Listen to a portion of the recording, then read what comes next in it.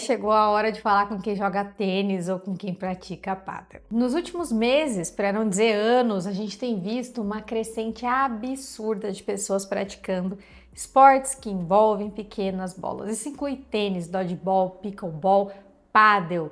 São esportes que explodiram em popularidade. Eles ganharam quadras em praticamente todos os lugares, até em shoppings. E atraíram um perfil de praticante bem diverso. Então a gente vê desde crianças, jovens, adultos, idosos praticando, inclusive que nunca tinham pisado em uma quadra antes. Com todo esse crescimento super rápido, o assunto fica inevitável de aparecer na literatura oftalmológica com um tema bem específico: trauma ocular nesses esportes. Dito e feito.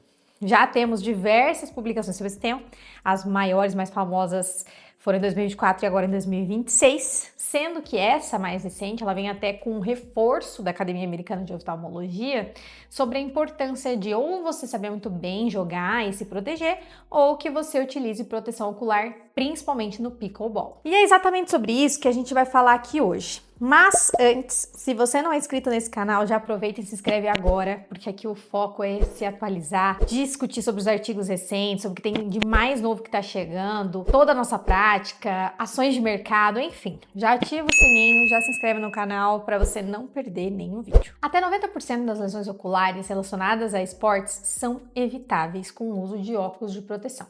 Esse dado ele se repete na literatura internacional e torna ainda mais relevante do ponto de vista de saúde pública. Por quê? Porque a gente está falando de uma tragédia amplamente evitável. É uma coisa muito simples, né? Uma medida muito simples de você fazer para prevenir um trauma ocular do esporte.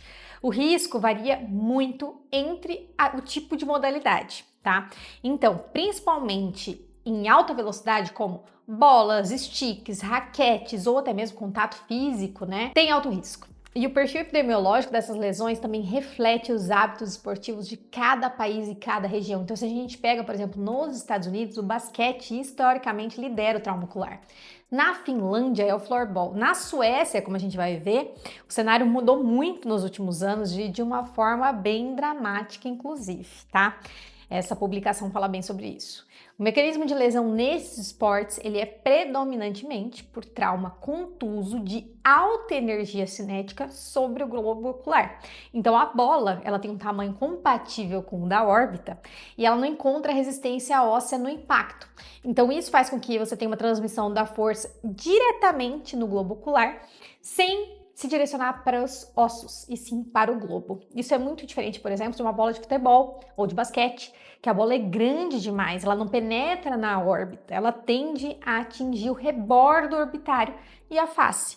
Já no paddle, pickleball, a bola cabe dentro da órbita. Então esse detalhe anatômico explica muito do perfil de lesão que a gente vai ver que acontece nesses esportes. Mas antes de trazer o primeiro estudo, eu vou situar vocês sobre o que é o que, afinal, esses nomes balls aí. O floorball, ele é um esporte coletivo muito parecido com o hóquei, que é jogado em quadras internas, com tacos bem leves e com uma bola plástica e furada, tá?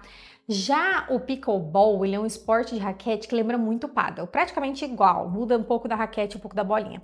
O dodgeball é a famosa queimada aqui no Brasil e o kickball parece o beisebol, então também é muito praticado nos Estados Unidos, mas ainda assim tem até sociedade desses esportes no Brasil, tá?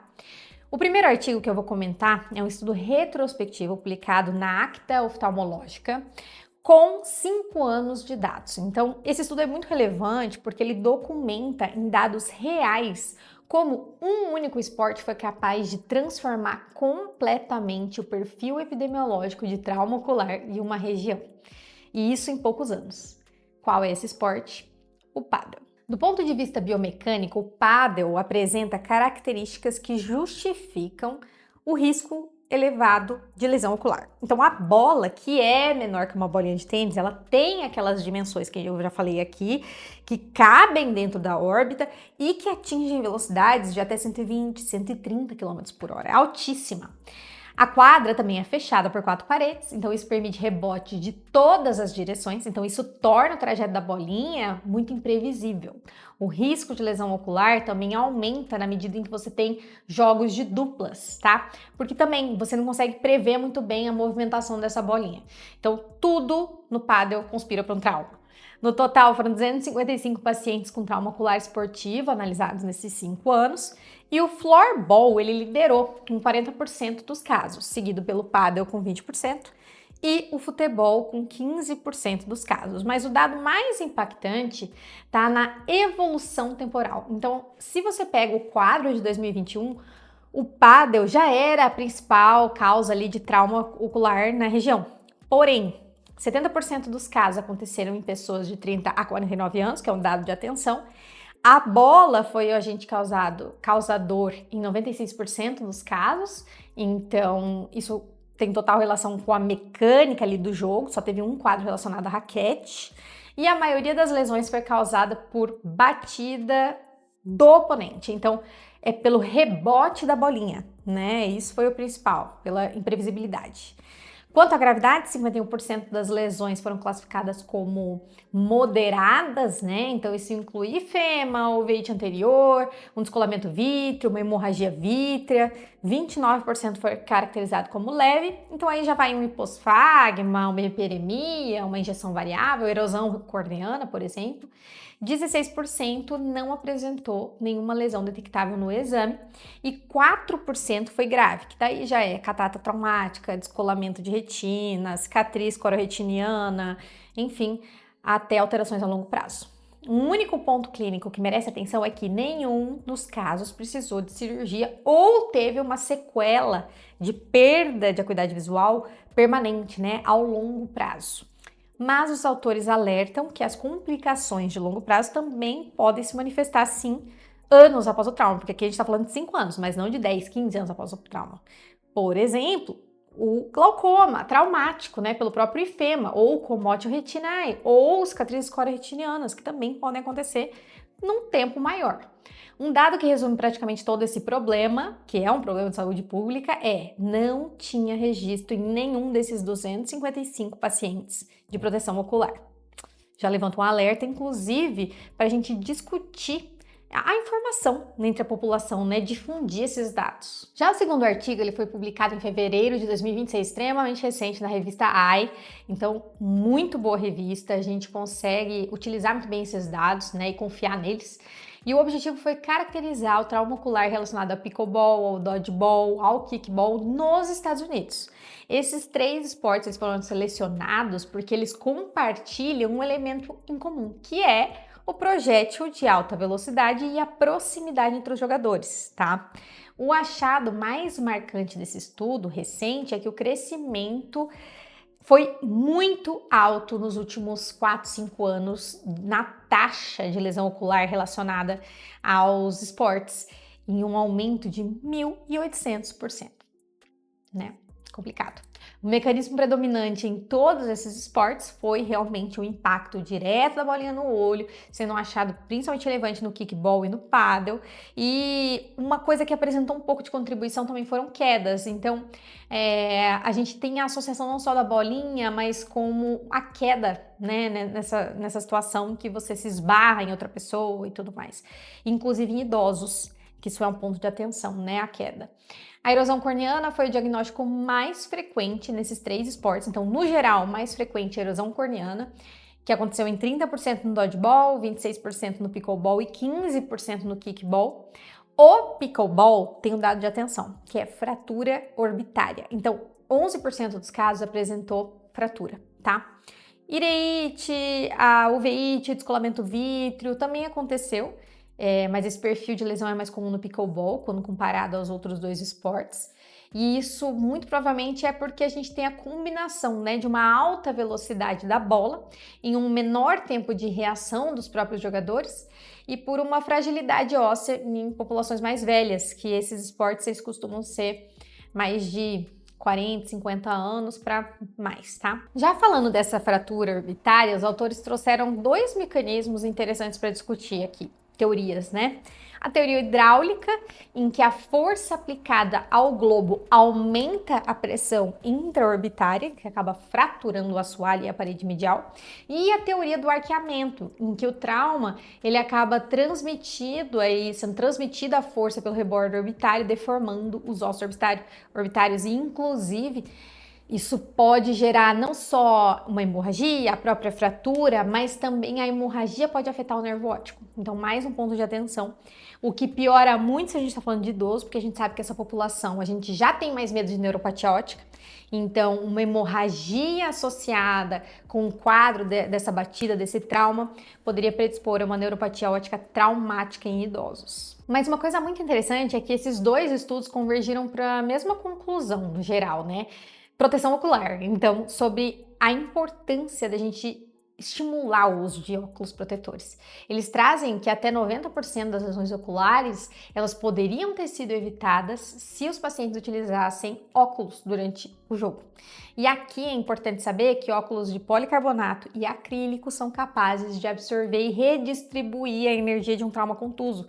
Então, isso iria reduzir estresse retiniano em mais de 50% e prevenir complicações diversas, né? Desde descolamento, até mesmo a fratura, hemorragia vítrea, acabaria prevenindo. Então, é uma opção interessante para se oferecer, pelo menos nas quadras, né?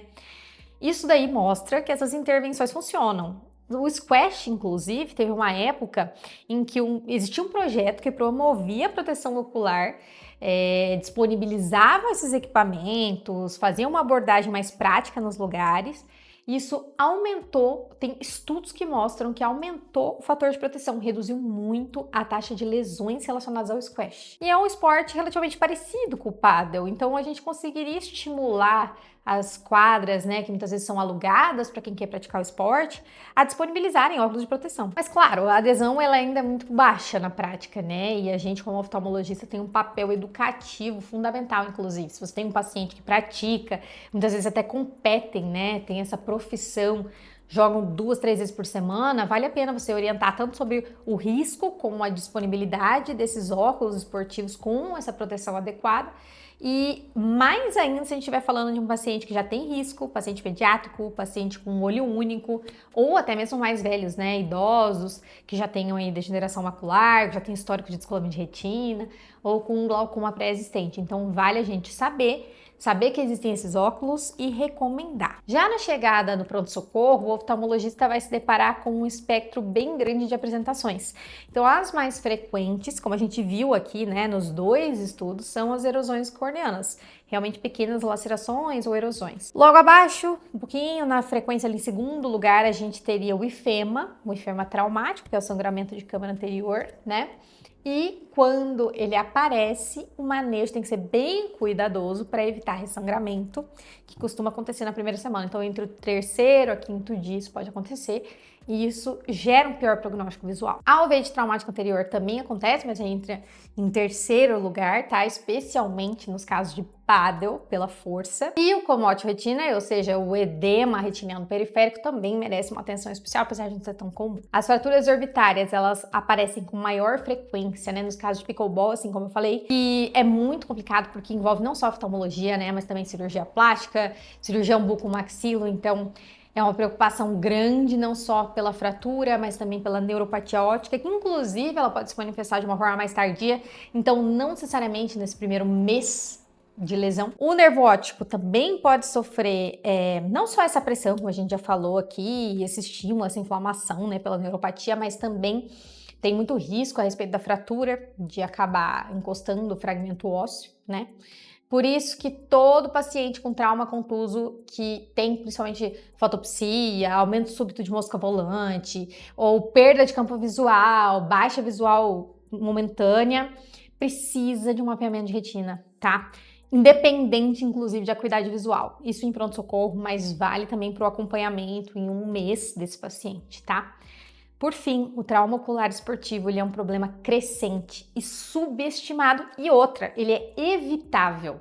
Esses esportes estão muito ascendentes, estão assim no hype, né?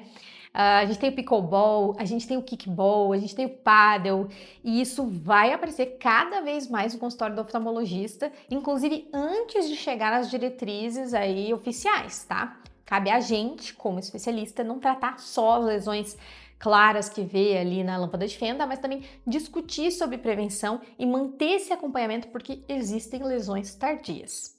Se esse vídeo foi útil para você, já deixa o seu like, ajuda o canal aqui a alcançar mais colegas. E se você ainda não está inscrito, também se inscreva no canal para você não perder nenhum vídeo que toda semana tem atualização por aqui.